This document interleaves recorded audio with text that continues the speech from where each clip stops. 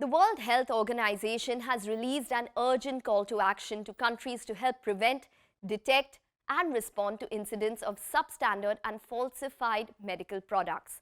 The statement by the WHO is after countries have reported several incidents over the past 4 months of over-the-counter cough syrups for children being either confirmed to be or suspected to be contaminated with high levels of substances diethylene glycol or ethylene glycol.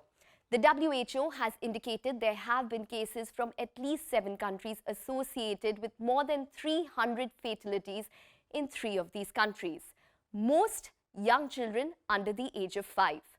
WHO has issued 3 global medical alerts. Remember, 2 of them were to do with Indian companies. The first was in October 2022, with Made in Pharma being allegedly responsible for deaths of over 65 children in Gambia, and the second in January 2023, which is this month, for Marin Biotech, allegedly linked to deaths of over 15 children in Uzbekistan. The Indian government has given a clean chit to Made in Pharma, and the UP government has suspended Marin Biotech's license. Lastly, WHO calls on various stakeholders to take immediate and coordinated action.